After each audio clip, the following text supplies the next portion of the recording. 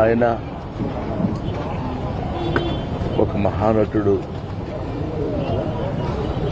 అని ప్రత్యేకంగా చెప్పాల్సిన పని లేదు. ఒక దశకంలో నేను, కోట శ్రీనివాసరావు, బాబు మోహన్ మేము ముగ్గురం ప్రతి సినిమాలో ఉండేవాళ్ళం. రోజుకు 18-20 గంటలు పనిచేసేవాళ్ళం. ప్రతి లాస్ట్ 40 years 4 decades గా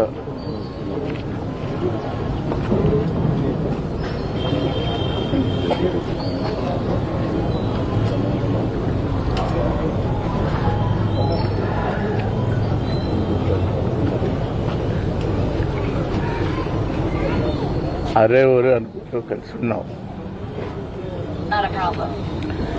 వాళ్ళ కోట లేడు అంటే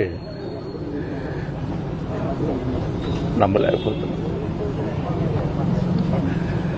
నటన ఉన్నంత కాలం కోట ఉంటాడు. వాడుకు నటరాజపోతుంది. మహానుభావుడు.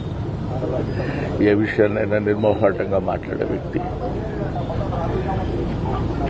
అటువంటి వ్యక్తిని కోల్పోవడం భారతదేశానికే, నటనా లోకానికే తీరని లోటు.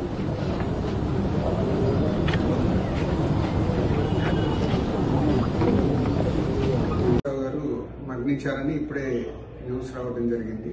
నేను యుఎస్ లో ఉన్నాను.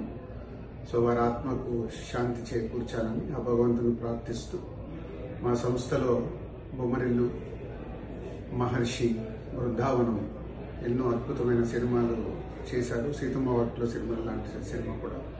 సో వారి ఆత్మకి శాంతి చేకూర్చాలని భగవంతుని ప్రార్థిస్తాను. అలాంటి కోట శ్రీనివాసరావు వాళ్ళు వెళ్ళిపోయాడంటే ఒక శూన్యం. కోట శ్రీనివాసరావు గారి స్థానం మాత్రం ఇంకెవరు పూరించలేరు. అది సత్యం.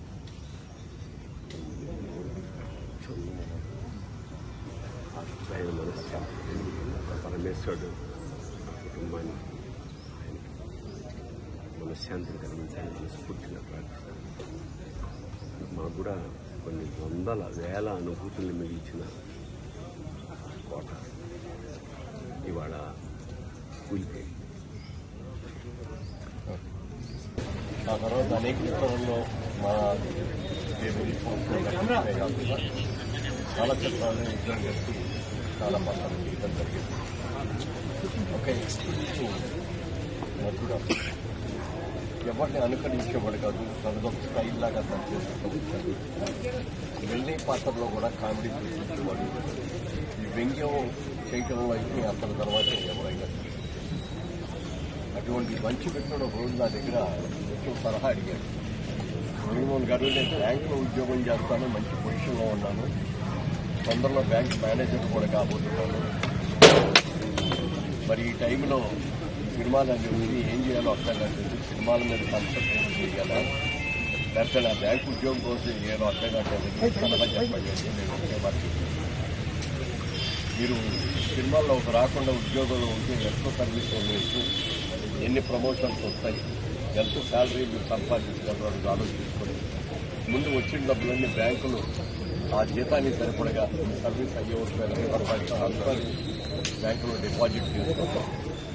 సినిమాల్లో బాగుంటే కంటిన్యూ చేస్తూ, బాగోపోతే కనీసం మీ ఉద్యోగం అయ్యాది పోయిందే అని అనుకోకుండా డబ్బులు ఉంటాయి అని చెప్పి సలహా 100% పాటించి తర్వాత ఆయనే చెప్పాడు, సార్ మీరు చెప్పిన సలహా ప్రకారం బ్యాంకులో ఫిక్స్డ్ డిపాజిట్ ఇస్తుంది.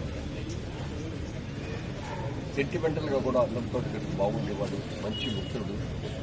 నాటకాల్లో ఆయన చూసిన తర్వాత ఒకసారి క్రాంతి కుమార్ గారితో నేనే అన్నాను, ఒక స్టేజ్ మీద ఉన్నాయండి, మంచి యాక్టర్, బాగా చేస్తాడు అని చెప్తే మొట్టమొదటిసారిగా ఆయన్ని ప్రాణకార్యదర్శి సినిమాలో క్రాంతి కుమార్ గారి సినిమాలోనే ఆయన వేషం ఉంటుంది జరిగింది. ప్రతిఘటన సినిమా అయిన తర్వాత చాలా అసలు తిరుగులేని నటుడుగా, ఒక విలక్షణ నటుడుగా కనిపించలేదు. తెలుగు, తమిళ, హిందీ, కన్నడ, మలయాళం అనేక సినిమాల్లో ఎన్ని పాత్రలు నడుస్తున్నారు. కొన్ని పాత్రలు అయితే కోట శ్రీనివాసరావు తప్ప మరొకటి లేరు, ఇలా యాక్ట్ చేయలేరు అనేటువంటి మంచి పేరు తీసుకుంటున్నటువంటి మంచి మిత్రుడిని, మంచి నటుడిని కోల్పోయిన అందుకు సినిమా ఇండస్ట్రీ చాలా బాధపడుతుంది. ఈ లోటు ఎవరూ తీర్చలేనిది. ఆయన ఆత్మ శాంతి కలగాలని కోరుకుంటూ వారి కుటుంబ సభ్యులందరూ కూడా నా హృదయపూర్వక సానుభూతి